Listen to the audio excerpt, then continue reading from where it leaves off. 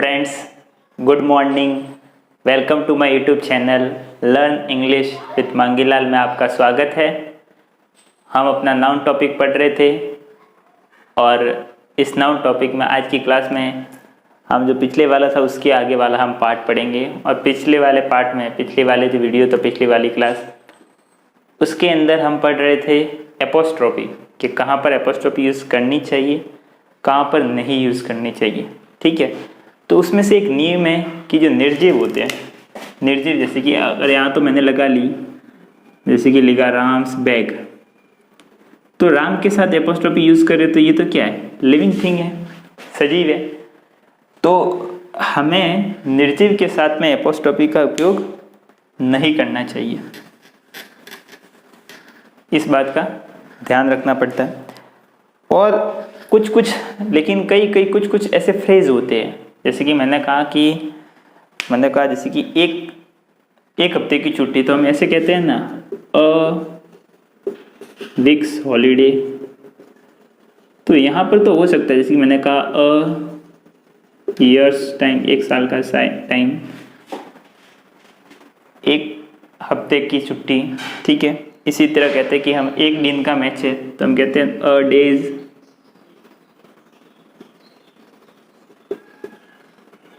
ऐसे तो कह सकते हैं, लेकिन वस्तु नहीं होनी चाहिए। ये वीक, ईयर, डे ये कोई वस्तु नहीं है। ठीक है, तो कोई निर्जीव वस्तु यहाँ पर उसके साथ एपोस्ट्रोफी एस का प्रयोग नहीं किया जाता है। ठीक है, तो कौन से ऐसे हैं जो हम कॉमन जनरली करते हैं। जैसे कि हम ऐसे करते हैं ना कि कार का हॉर्न, हम ऐसे लिखते हैं कार्स हॉर्न, ऐसे लिखते हैं ना, कार का हॉर्न यानी कार्स हॉर्न, यहाँ पे एपोस्ट्रोफी लगा देते हैं, लेकिन ये गलत है। ठीक है, क्यों? क्योंकि ये कार जो है वो क्या है, निर्जीव है, नॉन लिविंग थिंग है। ठीक है, इसी तरह मैंने मान लो कहा कि बस का ड्राइवर, तो हम ऐसे लिखते हैं बस एपोस्ट्रोफी एस और फिर ड्राइवर लिख लेते हैं, लेकिन बस क्या है, एक निर्जीव है, नॉन लिविंग थिंग है। इसी तरह मान लो मैंने कहा कि मोबाइल का चार्जर, तो ऐसे लिखते हैं मोबाइल्स चार्जर। तो मोबाइल भी क्या है, एक निर्जीव है, उसके साथ भी हम एपोस्ट्रोफी एस यूज करते हैं। तो ऐसा जब करते हैं तो ये गलत माना जाता है। इसको कैसे कहेंगे, कार हॉर्न को सही से ऐसे लिखते हैं दी हॉर्न ऑफ कार, ऐसे नहीं लिखते कार्स हॉर्न। बस ड्राइवर, इसको भी ऐसे नहीं लिखते, एपोस्ट्रोफी एस करके भी नहीं लिख सकते। ठीक है, इसको ऐसे लिखेंगे द ड्राइवर ऑफ बस, इसको द चार्जर ऑफ मोबाइल। ठीक है, ऐसे लिखेंगे। तो मैं आपको कुछ एग्जांपल्स जो मैंने आपको बताया कि कौन से ऐसे एग्जांपल्स है जो हम डेली लाइफ में गलती करते हैं। ठीक है, तो उनको मैं आपको लिख करके बता देता हूँ ताकि टाइम अपना कम वेस्ट हो। ठीक है, तो मैं ये एग्जांपल्स लिख देता हूँ।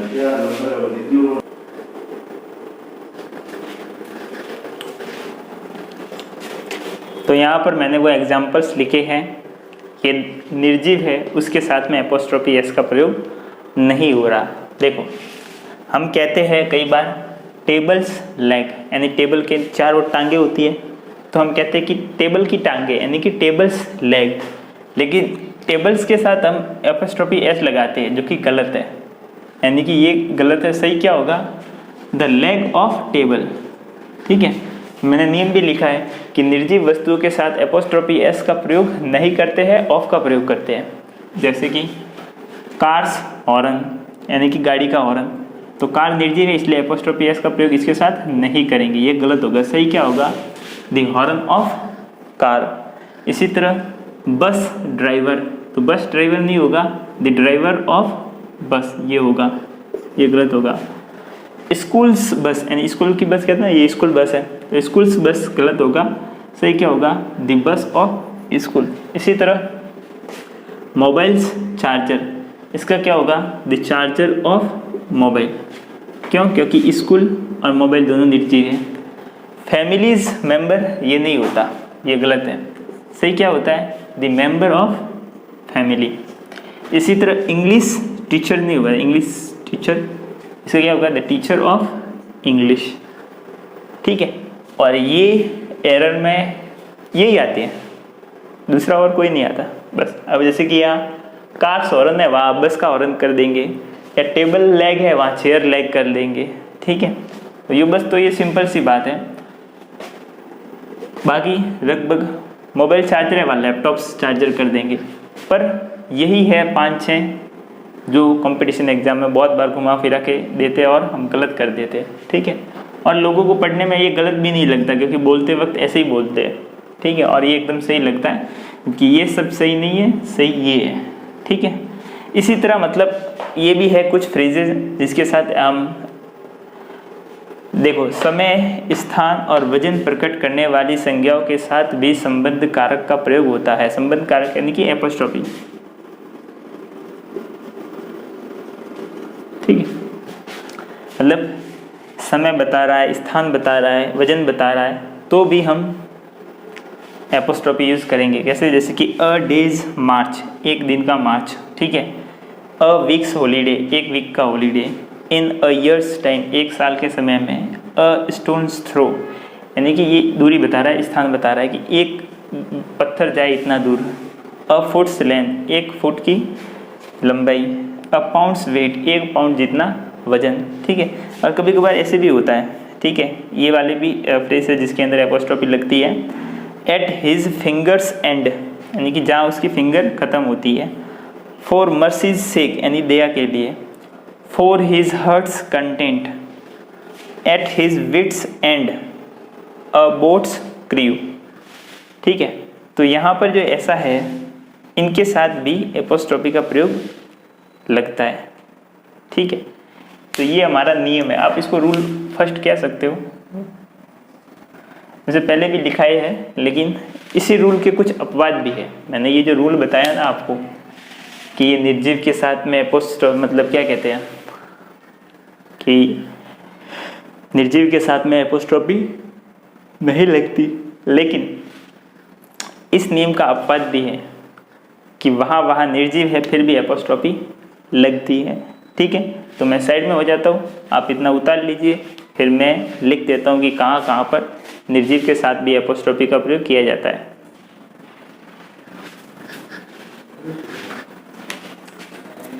तो यहाँ पर मैंने कुछ अपवाद लिखे हैं, जिस स्टेप जो पहले वाला रूल मैंने रूल नंबर 1 लिखाया था उसके अपवाद की, मतलब मैंने बताया था कि निर्जीव नाउन के साथ, नॉन लिविंग थिंग है अगर कोई नाउन, तो उसके साथ एपोस्ट्रोफी नहीं लगेगा। लेकिन कुछ ऐसे जगह है जो अपवाद है, एक्सेप्शन है, कि वहाँ पर ये नियम फेल हो जाता है। कब, मतलब वहाँ पर भी नॉन लिविंग के साथ भी एपोस्ट्रोफी एस लगेगा।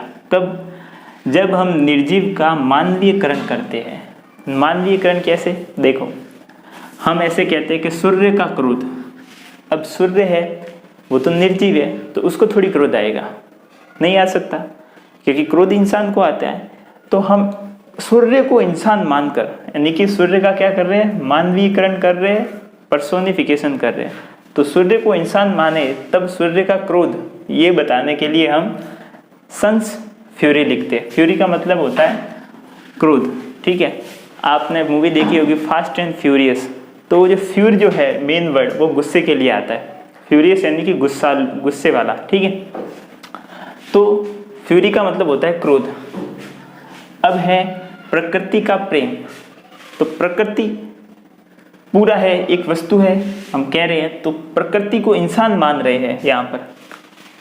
क्यों, क्योंकि प्रेम कौन करता है, इंसान ही तो करते हैं। अब निर्जीव वस्तु है वो थोड़ी प्रेम करेगी, कोई किताब निर्जीव है तो वो आपसे थोड़ी प्रेम करेगी। ठीक है, तो प्रकृति को इंसान मानकर ये बोल रहे हैं कि प्रकृति का प्रेम, यानी प्रकृति का इंसानी रूप कर रहे हैं, मानवीयकरण कर रहे हैं, इसलिए हम नेचर्स लव कहते हैं। तो नेचर के साथ एपोस्ट्रोफी एस, और सन का गुस्सा है, सूर्य का क्रोध, ये दर्शाने के लिए भी सन्स फ्यूरी का प्रयोग करते हैं। और अगर समय, भार और जगह संबंधी जो नाउन होते हैं उनके साथ भी एपोस्ट्रोफी का प्रयोग करते हैं। ये तो वैसे मैंने पिछले में लिखा दिया था कि अ डेज लीव, या आर्म्स लेंथ यानी कि एक हाथ की दूरी, या पाउंड्स वेट यानी कि 1 पाउंड जितना वजन। और कुछ सम्मानजनक जो नाउन होते हैं उनके साथ भी हम एपोस्ट्रोफी का उपयोग करते हैं, जैसे कि कोर्ट्स ऑर्डर्स, यानी कि कोर्ट के आदेश। तो कोर्ट सम्मानजनक चीज़ है, इसको ये करते हैं। एट ड्यूटीज कॉल, यानी कि क्या कहते हैं, ड्यूटी का कॉल, तो उसके लिए मतलब वो कहते हैं अपनी ड्यूटी के, इसका क्या अर्थ निकलता है कि फर्ज के लिए, ठीक है, हाँ वही अर्थ इसका निकलता है कि फर्ज का बुलावा जो वगैरह जो होता है उसके लिए हम ड्यूटीज कॉल कहते हैं, क्योंकि ड्यूटी सबसे बड़ी है, सम्मानजनक चीज़ है। इसी तरह अर्थ एटमॉस्फेयर, ठीक है, तो अर्थ के एटमॉस्फेयर के लिए भी, क्योंकि अर्थ सम्मानजनक है, तो उसके लिए भी हम एपोस्ट्रोफी एस का प्रयोग कर सकते हैं। और देखो, कभी भी एक सेंटेंस के अंदर डबल एपोस्ट्रोफी का प्रयोग नहीं करना चाहिए। कैसे? जैसे मैंने लिखा my wife's secretaries mother, my wife's secretaries mother, यानी मेरी वाइफ की सेक्रेटरी की मदर हैज एक्सपायर्ड। तो अगर ऐसे हम लिखेंगे तो ये वाक्य क्या हो जाएगा? गलत। सही क्या होगा? नीचे वाला। कैसे? इसको ऐसे करके लिखेंगे, the mother of my wife's secretary has expired, ऐसे लिखेंगे। मतलब एक एपोस्ट्रोफी ही रखेंगे एक वाक्य में, दो एपोस्ट्रोफी नहीं रखेंगे, वो भी कंटिन्यू बैक टू बैक, ठीक है। तो एक तो ये नियम हो गया। चलो मैं पहले तो साइड में हो जाता हूँ, आप इसको पॉज करके उतार लो। अब देखो, कई बार क्या होता है कि नाउन जोड़े में होते हैं, जोड़े में होते हैं लेकिन दोनों एक ही बात निकालते हैं, ठीक है। जैसे कहते हैं कि मैंने दाल भात खाया, तो दाल और भात दोनों अलग अलग नहीं, वो एक ही माना जाता है, एक ही डिश है वो, ठीक है। इसी तरह कई बार इंग्लिश में आपने देखा होगा bread and butter,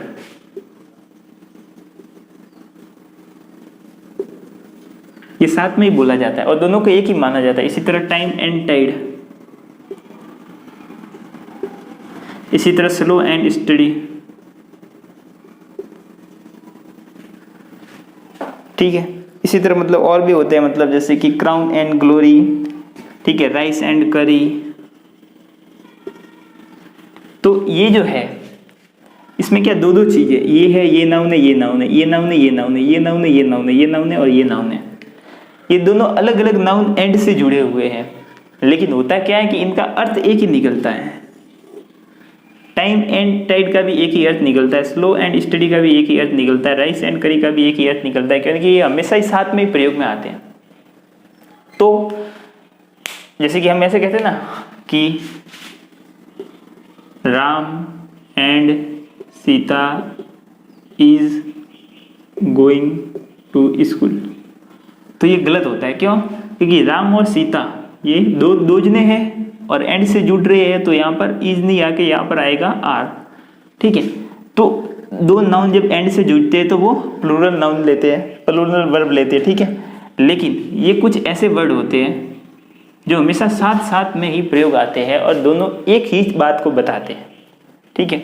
time and study कहो या स्लो, टाइम एंड टाइड कहो तो स्लो एंड स्टडी कहो, राइस एंड करी कहो, ब्रेड एंड बटर कहो, क्राउन एंड ग्लोरी कहो, ठीक है। तो ये सब साथ में ही आते हैं, इसलिए ये जो जोड़े होते हैं कुछ एक जो मैं अभी लिखाऊंगा, ये अगर वाक्य में आ जाए तो ये सिंगुलर माने जाते हैं और अपने बाद जो भी वर्ब लेंगे वो सिंगुलर लेंगे। वर्ब का मतलब कुछ भी हो सकता है, मेन वर्ब भी हो सकती है, हेल्पिंग वर्ब भी हो सकती है, वो दोनों ही कौन सी मानी जाएगी? सिंगुलर ही लिखी जाएगी, ठीक है। ये बात आप ध्यान रखना, ठीक। एक और होती है, जैसे कि मान लो कोई मूवी है, मैंने नाम लिखा 3 इडियट, ठीक है। मैंने लिखा एक, मान लो एक और एग्जांपल लिया, पहले चलो इसको मिटा देता हूँ, आपने थोड़ा सा लिख तो लिया। मैंने मान लो एक एग्जांपल लिखा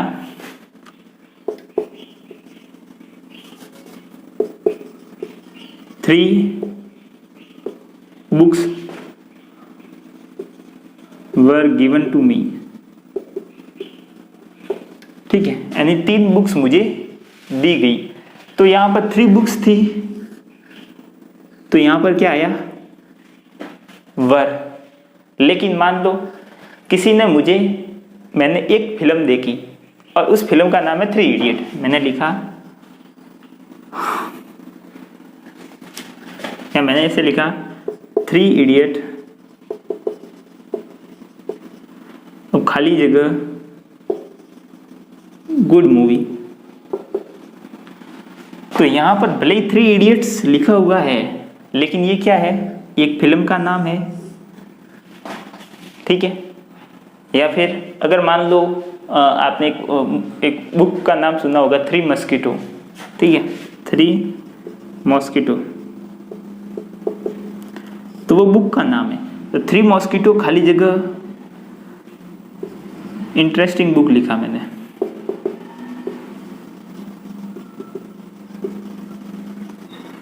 तो 3 इडियट्स है, वो है तो एक ही मूवी ना, तो यहां पर आएगा 3 idiots is a good movie, is a good movie. और 3 mosquito is an interesting book.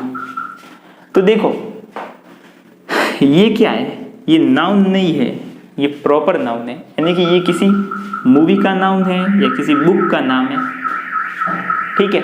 तो हम क्या करते हैं कि यदि किसी बुक का नाम आ जाए या किसी मूवी का नाम आ जाए, ये अगर वाक्य में सबसे पहले आ जाए, ठीक है, और इसके लिए अगर वर्ब का उपयोग करना पड़े तो हम सिंगुलर वर्ब यूज करेंगे। क्यों? क्योंकि वो एक ही मूवी है, 3 इडियट्स एक ही मूवी है, 3 मूवियाँ नहीं है कि यहाँ पर 3 इडियट्स आर गुड मूवीज ऐसे लिख दे, नहीं, या 3 mosquitoes are good interesting books ऐसा नहीं लिख सकते, ठीक है।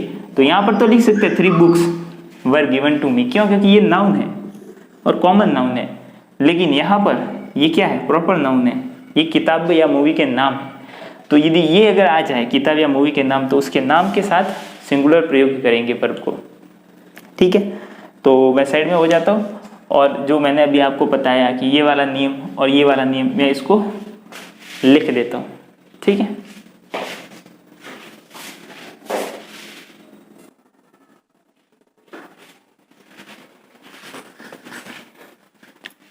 तो अभी मैंने आपको नियम समझाया कि कुछ नाउन जोड़े वाले होते हैं, ठीक है, और जोड़े वाले होते हैं तो 2 नाउन होते हैं एंड से जुड़े हुए, और वो सिंगुलर की तरह ही प्रयोग में किए जाते हैं, और सिंगुलर तरह ही वो उनका माना भी जाता है, ट्रीट किया जाता है, ठीक है। तो मैंने देखो रूल लिखा है कि कुछ नाउन जोड़े में होते हैं परंतु इन्हें सिंगुलर माना जाता है, वो सिंगुलर की तरह ही प्रयोग में लिया जाता है। ये मतलब सिंगुलर वर्ब को फॉलो करते हैं। सिंगुलर वर्ब बोले तो सिंगुलर हेल्पिंग वर्ब और सिंगुलर मेन वर्ब, ठीक है, कोई भी जो भी हो सिंगुलर ही यूज करेंगे। जैसे कि मैंने लिखा bread and butter is are our basic need, तो ये ब्रेड एंड बटर हमेशा साथ में ही आता है, तो ये सिंगुलर ही माना जाएगा, भले ही 2 है और एंड से जुड़े हुए। तो इसका सही क्या होगा, इज, आर गलत होगा, ये सही है, ये गलत है, ठीक है। तो आर गलत है, इज सही है। इसी तरह time and tide wait waits none for none, यानी कि समय किसी के लिए नहीं रुकता, किसी का इंतजार नहीं करता, ठीक है। तो ये क्या है, टाइम एंड टाइड, ये सिंगुलर है, तो वर्ब भी कौन सा रहेगा, सिंगुलर, यानी कि वेट्स, ये सही है। वेट गलत है क्योंकि वेट प्लूरल वर्ब है और वेट सिंगुलर वर्ब है।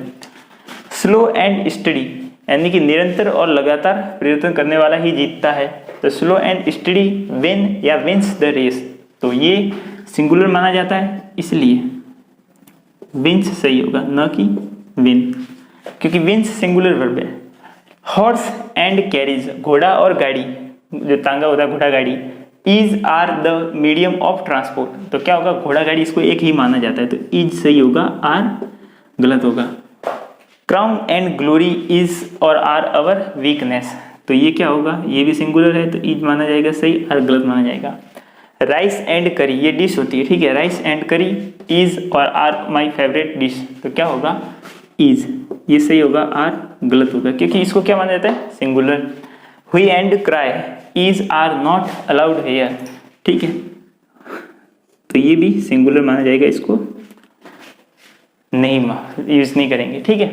तो ये जो है bread and butter, time and tide, slow and steady, horse and carriage, crown and glory, rice and curry, hue and cry, ठीक है, हुई एंड क्राई, ये क्या है, ये जोड़े में यूज होते हैं और हमेशा ही उनको सिंगुलर ही माना जाएगा, मतलब इनके बाद सिंगुलर वर्ब या सिंगुलर हेल्पिंग वर्ब या सिंगुलर मेन वर्ब भी उपयोग में लाई जाएगी, ठीक है। और ये भी मैंने बताया था कि कुछ फिल्मों और किताबों के नाम बहुवचन यानी कि प्लूरल में होते हैं परंतु इन्हें सिंगुलर माना जाता है। नाम प्लूरल में होगा लेकिन फिल्म तो एक ही होगी, किताब तो एक ही होगी। जैसे कि 3 इडियट्स, खाली जगह इसमें ईज या आर, एन इंस्पायरिंग मूवी। तो 3 इडियट्स क्या है, एक ही तो मूवी है, भले ये तो ये क्या है, ये तो सिर्फ उसका नाम है, प्रॉपर नाउन है, इसलिए आर ना आकर के क्या आएगा, ईज। और देखो Arabian Nights is are a famous book, तो इसके लिए भी आर नहीं आएगा और ईज आएगा। क्यों? क्योंकि ये एक ही बुक है, ये सिर्फ उसका नाम है। समझ में आया ऐसे। और ये मैंने एक छोटा सा था तो मैंने जगह बची थी, मैंने यहाँ पे लिख दिया कि कुछ नाउन होते हैं उनके प्लूरल अलग तरह से लिखे जाते हैं। जैसे कि बीए है, बीए डिग्री वाला, तो बीए को कैसे लिखेंगे, बीएज यानी कि एपोस्ट्रोफी करके फिर एस लिखेंगे। एमए होगा, इसको एमएज, एम के पीछे एपोस्ट्रोफी करके फिर एस लिखेंगे। एमएलए है, उसको एमएलएज लिखेंगे, मतलब एपोस्ट्रोफी नहीं लिखेंगे और लास्ट में पीछे एक छोटा एस कर देंगे। एमपी है, इसको एमपीज कर देंगे। एसपी है, इसको एसपीज कर देंगे। ठीक है, तो ये कुछ एग्जाम्पल्स थे जो कई बार उपयोग में लिए जाते हैं। ठीक है, तो मैं साइड में हो जाता हूँ, आप इसको उतार लीजिए। ठीक, अब देखो, जैसे कि मैंने कहा राम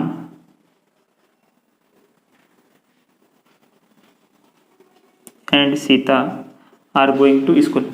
ठीक है, तो इसके में वर्ब किसके अनुसार लगती है, राम के अनुसार लगती है कि सीता के अनुसार लगती है? इसमें ना तो राम के अनुसार लगती है ना सीता के अनुसार लगती है, दोनों की कंबाइंड बहुवचन मान के फिर वर्ब लगती है, हेल्पिंग वर्ब हो या मेन वर्ब हो, जो भी हो। ठीक है, तो अब देखो, मेरे इंग्लिश में कुछ ऐसे वर्ड्स होते हैं जो कंजक्शन होते हैं। ठीक है, तो वो कंजक्शन या वो वर्ड्स जो है अगर आ जाए दो सब्जेक्ट के बीच में, यानी कि हमारा सब्जेक्ट फर्स्ट है और बीच में वो जो भी कंजक्शन आना था वो आ गया और फिर आ गया सब्जेक्ट सेकंड। ठीक है, फर्स्ट सब्जेक्ट सेकंड सब्जेक्ट, हो सकता है कि फर्स्ट सब्जेक्ट सिंगुलर हो, सेकंड सब्जेक्ट प्लूरल हो सकता है कि फर्स्ट प्लूरल हो सेकंड सिंगुलर हो। ठीक है, कुछ भी हो सकता है, कोई ये ही हो, ये शी हो, या कोई कुछ भी हो सकता है, ये फर्स्ट पर्सन हो, ये सेकंड पर्सन हो, ये सेकंड हो, ये थर्ड हो, ये फर्स्ट हो, कुछ भी हो सकता है। ठीक है, तो यदि जो ये भी जो कंजक्शन जो यहाँ पर यूज में आएगा वो अगर है विथ, अलोंग विथ, टुगेदर और बिसाइड्स। ठीक है, विथ, अलोंग विथ, टुगेदर और बिसाइड्स, ये कंजक्शन आ गया। बाकी के शुरुआत में जो दो सब्जेक्ट है वो इससे जुड़े, जैसे कि Ram with his parents, Ram along with Sita. ठीक है, ही टुगेदर हिज फ्रेंड्स, आई बिसाइड्स ही, ऐसे करके कुछ भी जो मतलब दो सब्जेक्ट है वो विथ, अलोंग विथ, टुगेदर और बिसाइड्स इससे जुड़े हुए हैं। तो जो भी वर्ब जो लगेगी यहाँ पर, वो हेल्पिंग वर्ब हो या मेन वर्ब हो, कोई भी हो, वो हमेशा फर्स्ट सब्जेक्ट के अकॉर्डिंग लगेगी। यदि विथ, अलोंग विथ, टुगेदर और बिसाइड से वो दो सब्जेक्ट जुड़े हुए हैं। इसी तरह और, nor, not only but also, इससे अगर दो सब्जेक्ट जुड़े हुए हैं, ये वाले नीचे वाले, ठीक है, तब जो वर्ब होगी, यानी कोई भी हो वर्ब, हेल्पिंग वर्ब या मेन वर्ब हो, वो सेकंड सब्जेक्ट के अनुसार लगेगी। यानी सेकंड सब्जेक्ट सिंगुलर है तो सिंगुलर के हिसाब से वर्ब और मेन वर्ब, हेल्पिंग वर्ब और मेन वर्ब लगेगी, और अगर सेकंड सब्जेक्ट है वो प्लूरल है तो प्लूरल के हिसाब से मेन वर्ब वगैरह लगेगी। ठीक है, तो ये नियम है एक कि दो सब्जेक्ट, यदि दो subject with, along with, together और बिसाइड्स इससे जुड़े हुए हैं, ठीक है, तो वर्ब किसके अनुसार लेगा, फर्स्ट सब्जेक्ट के अनुसार, यानी जो पहले लिखा गया वो उसके अनुसार। और यदि ये दो सब्जेक्ट और, nor, not only but also इससे जुड़ा हुआ है तो सेकंड सब्जेक्ट के अनुसार वर्ब और हेल्पिंग वर्ब लगेगी। ठीक है, तो ये इंग्लिश का एक रूल था। वो मैंने समझा दिया। अब इसके मैं कुछ एग्जांपल्स और इस रूल को व्यवस्थित ऐसे सही ढंग से लिख देता हूँ ताकि आप प्रॉपर नोट्स के अंदर उतार ले। ठीक है, तो मैं वीडियो को पॉज करके ये नियम आपके लिए लिख देता हूँ।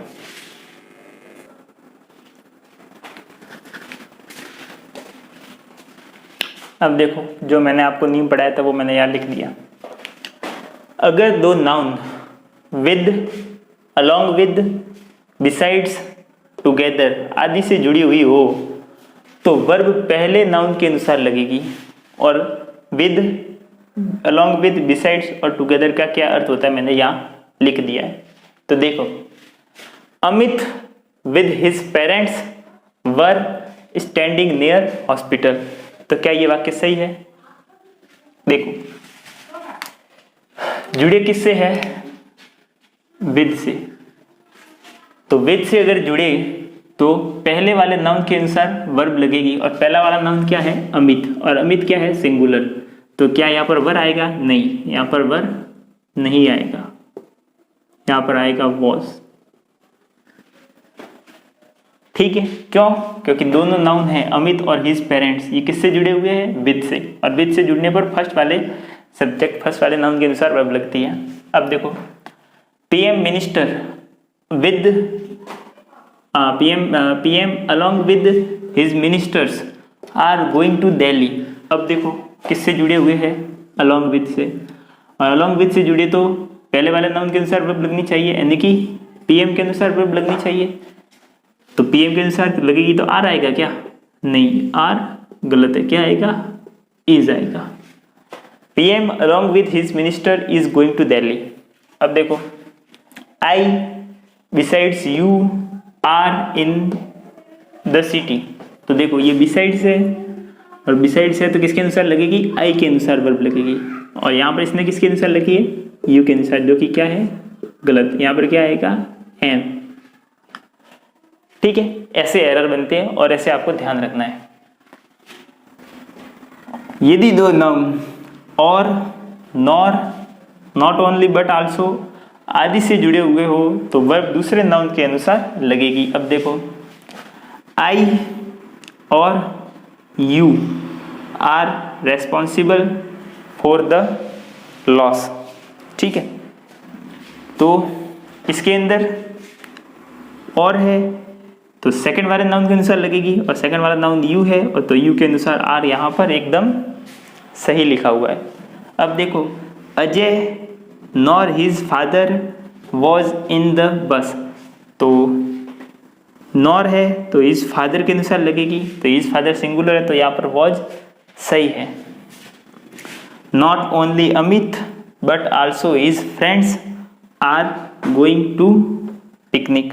ठीक है, तो